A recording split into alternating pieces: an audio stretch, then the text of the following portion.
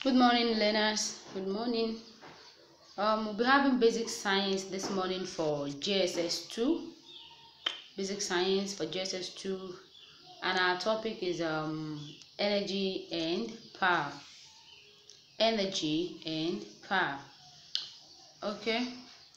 Our objective says we should explain work.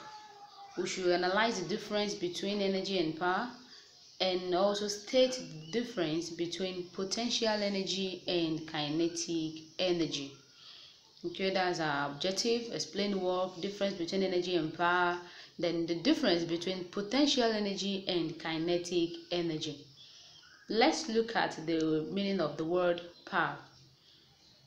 Now, the definition here says, work is done when a force causes an object to move from one point to another. Before you can say you've worked, it means that you have applied a force, and that force is causing that thing or the object to move from one point to another. For example, now if you have a vehicle and you want to go out and there is need for you to push the vehicle, if you stand there and keep pushing the vehicle, you're applying force. If that vehicle does not move, work is not yet done. Until the vehicle moves, that is when you can say work has been done, because of the definition that says it is done. Work is done when the force causes an object to move from one point to another. So even if you apply force and there is no movement, work has not yet been done. The amount of work done is the product of the force and the distance moved in the direction of the force. Now, it's still relating to the first thing I said. Before you can measure the amount of work that you have done, it definitely means that there must be movement, because it is the movement that will now determine how many distance that object has moved. So that is why the statement is saying that the amount of work done is the product of the force and the distance moved in the direction of the force. So now you use if you want to calculate the work done there, you look at the distance that the object has moved. You also measure the amount of force that you have applied. Now, this word energy and power, the word energy and power has to do with work as well. In work, you are applying force, and people tend to mistake these three terms to be the same thing, though they work hand in hand, but they do not mean the same thing. Energy and power are two different terms, but in the case of work, you will use the two words. The difference between energy and power is clear. As you all know before now, that energy is the ability to do work. Even a child in basic class can define it. But it goes more than that. Aside just the definition that it is the ability to do work, it also said that for a body to do work, energy has to be transferred to it. You have to transfer energy to something before you can say you have work. You don't just look at maybe for example you want to move your table to another point.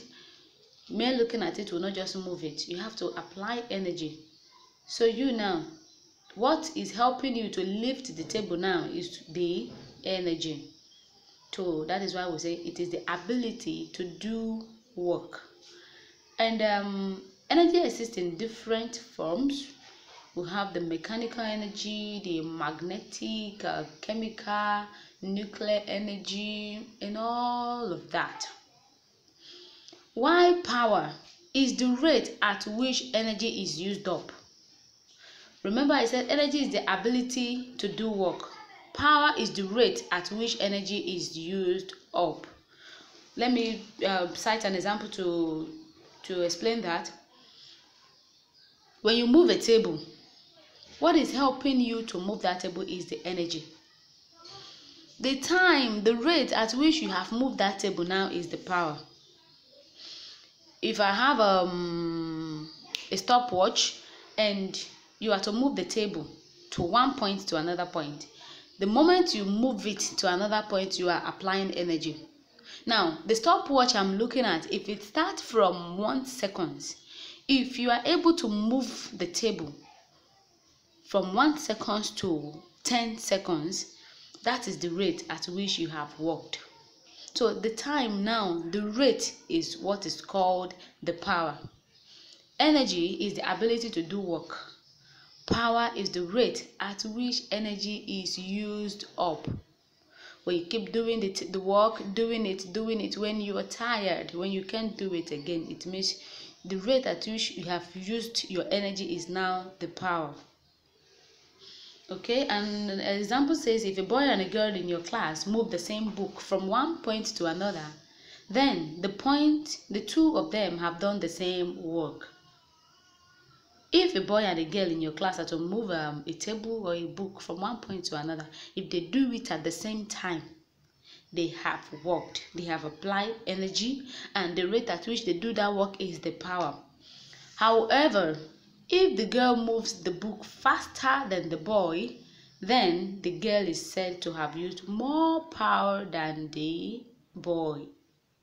If the girl is able to move the book faster, like if the girl moves the book in 3 seconds and the boy moves the book in let's say 10 seconds, the girl has worked more than the boy, because the rate at which she does the work is more okay than the way the boy has done it.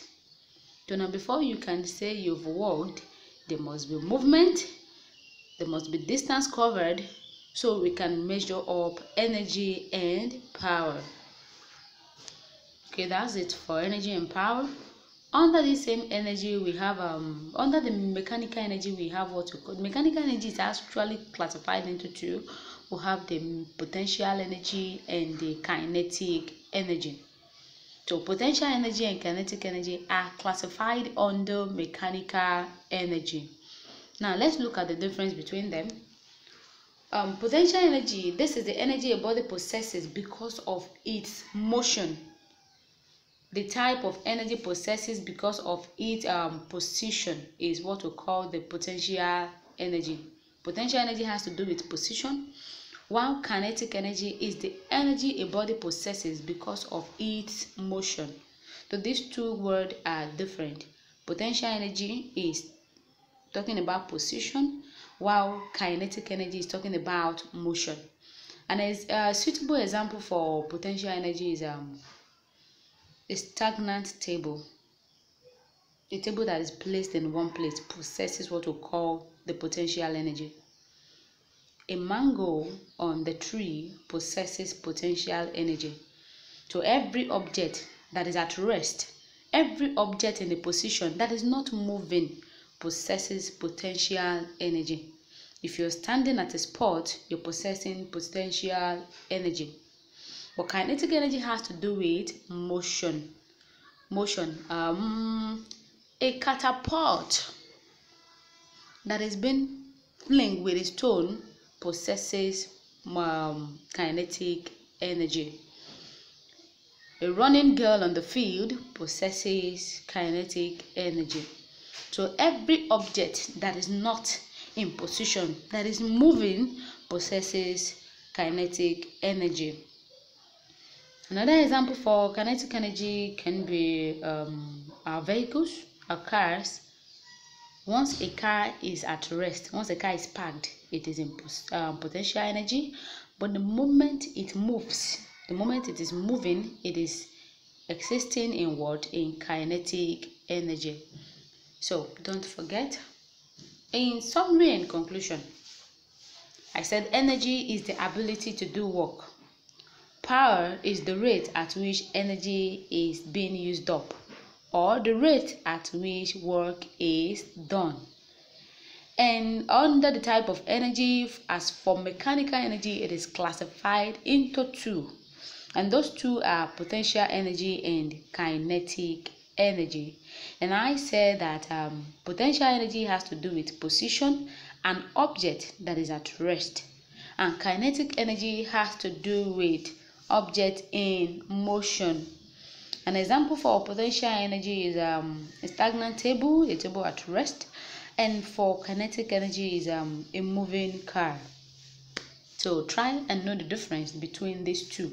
Try and know the difference between power and energy, difference between potential and kinetic energy. All right, your assignment. If a hammer is to fasten a nail into a wood, if you have a nail on top of a wood and you want to use the hammer to drive or fasten the nail inside that wood, describe the type of energy that is being transferred. Is it kinetic energy? Is it potential energy? So the assignment is saying describe the energy transferred when a hammer is used to fasten a nail into wood. Thank you. I await your response on the assignment. Thank you.